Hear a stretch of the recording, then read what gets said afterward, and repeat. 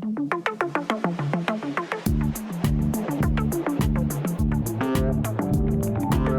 it once, don't remember when. Think it's time to watch it again. Follow, subscribe, stay up to date. Episodes drop the last Monday. It's the Matt, forgot that. It's the Matt, forgot that. It's the Matt, forgot that podcast.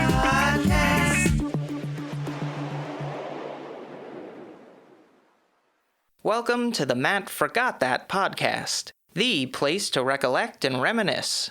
I'm your host, Matt Seroski, filmmaker, film fan.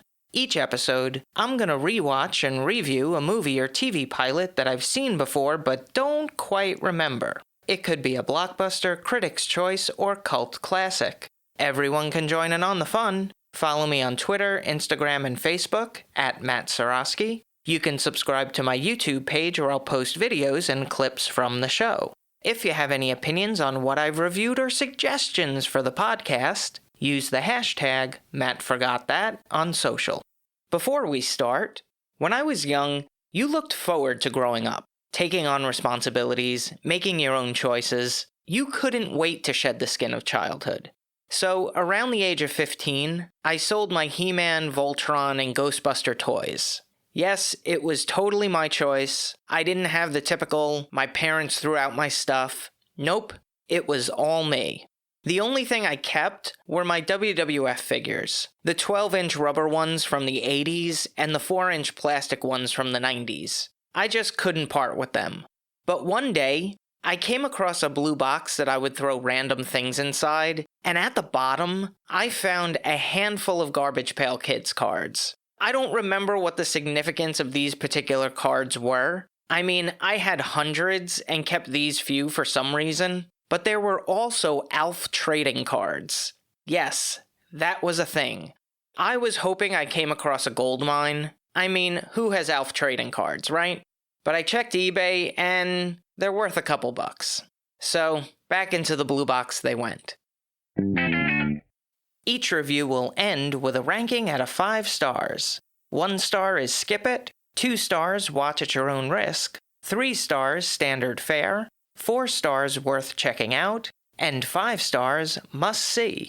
Now if I give a title 5 stars, it doesn't mean I'm comparing it to Casablanca, Jaws, or Seinfeld.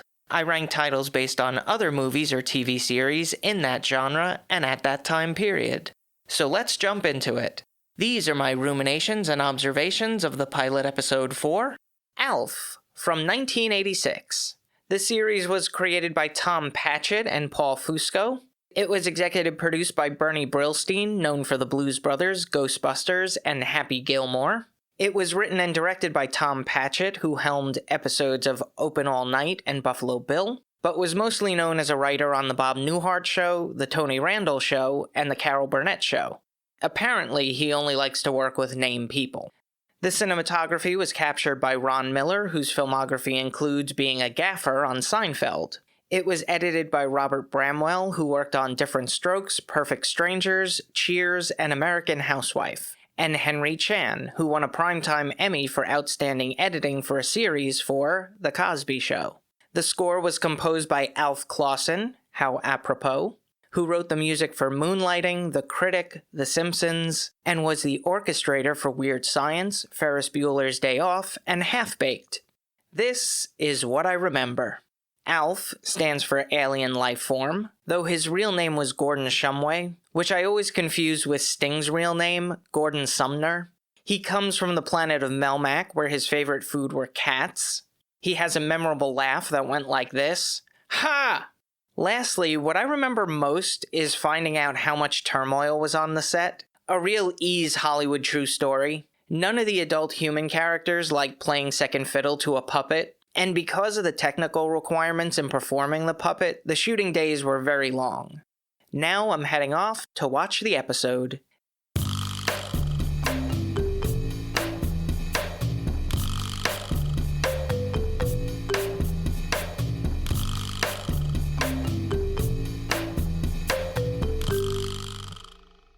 This is what I forgot. Willie and Kate Tanner are talking in the garage when the infrared radio band locks onto a signal from a pulsar or satellite in space. He attempts to communicate with it via Citizens Band radio, and gets a response, but doesn't understand the language. Kate asks him to turn it off, but Willie says he's not controlling it. They spot an object through the skylight, and it's coming toward them. The children run into the shed, scared. They all take cover as the spaceship crash lands through the roof. Inside is an extraterrestrial. A nice little tease there. They cut to the main titles, which features an instrumental theme. I'm surprised by this because many 80s sitcoms had lyrics that told the story of the series through song. An alien crashes through the roof. The government is looking for some proof of its existence, but the family can't resist him. Anyway, the members of the Tanner family are Father Willie, portrayed by Max Wright, who starred in All That Jazz, Reds, and episodes of Buffalo Bill, Misfits of Science, and Norm. Mother Kate is played by Ann Sheedon, known for episodes of Marcus Welby, MD, Emergency, Judging Amy, and played 3 characters on Three's Company. Daughter Lynn is performed by Andrea Elson of WizKids and Parker Lewis Can't Lose fame. Son Brian is acted by Benji Gregory, who is in episodes of Punky Brewster, Amazing Stories, and Fantastic Max. If you look closely during his credits, you can see the end of the kitchen set and a big tungsten light along with the blackness of the studio, so keep your eyes peeled. Willie and Lynn bring in the space alien and place him on the coffee table. They're not exactly sure what it is, and the father announces it's an ALF, alien life form. He always wanted to have contact with alien life. It's a fulfillment of a lifelong dream. Brian wants to keep it while Kate is against the idea.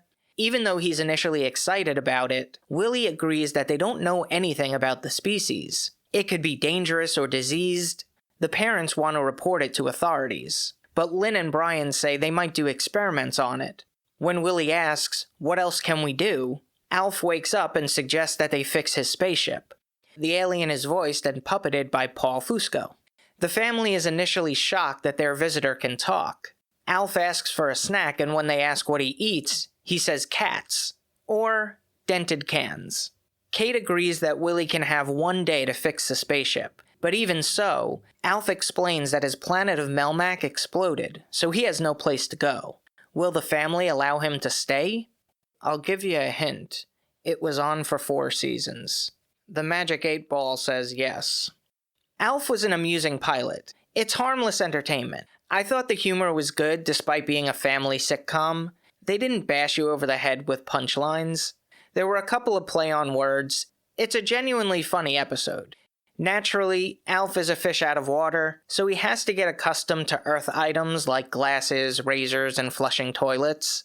It's a little inconsistent, though, because he knows what beer is and drinks it in the episode. Yeah, there's puppet alcoholism. Some things to look out for.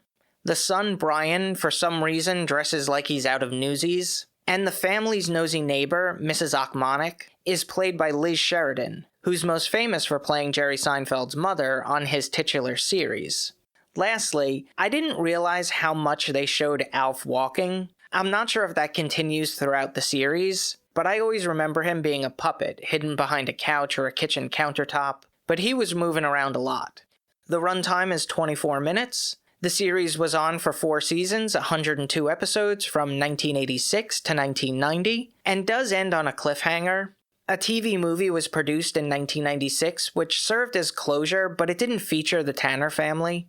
There were 2 spin-offs, Alf the Animated Series and Alf Tales, and a live-action show, Alf's Hit Talk Show, which aired on TV Land. There have been rumors that Alf will be resurrected either in live-action or animated form, but I haven't seen any news recently. I give it 4 out of 5 stars. Take off a star if you're not into family sitcoms. Add half a star if you're under the age of 10.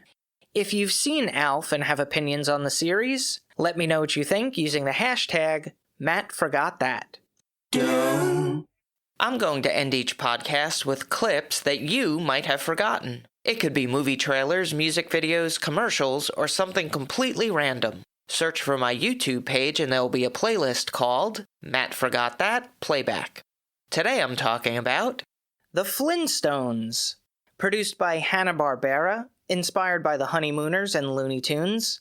It featured the voice acting of Alan Reed as Fred, Jean Vanderpyle as Wilma, B. Benaderet as Betty, and the man of 1,000 voices, Mel Blanc, as Barney. In the second season, he was temporarily replaced for a few episodes because he was involved in a car accident and was left unconscious in the hospital. When he woke, the producers set up recording equipment in the hospital room where he performed the voices in a full body cast. Now I know what people are thinking. Matt, how can we forget about the Flintstones?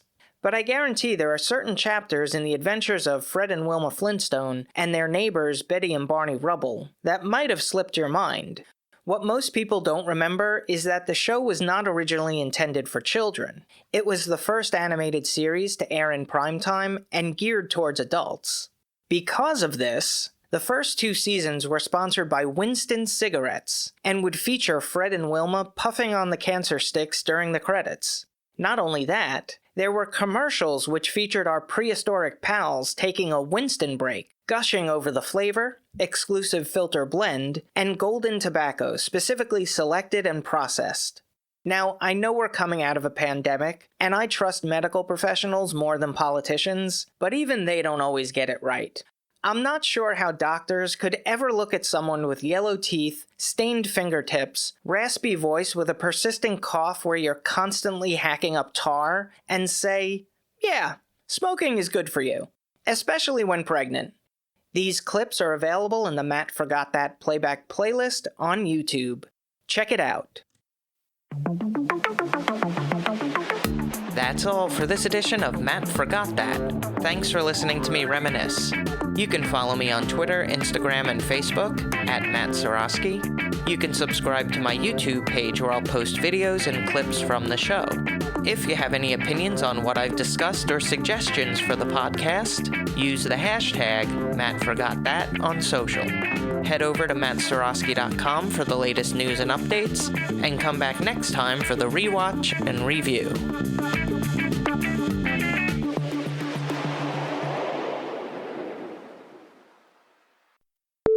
The only thing I kept were my WWF figures. The 12-inch rubber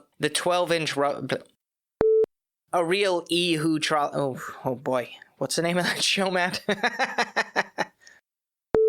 If you enjoyed this episode of the Matt Forgot That podcast, make sure to subscribe to the Matt Watch That podcast for all the reviews, rants, and randomness.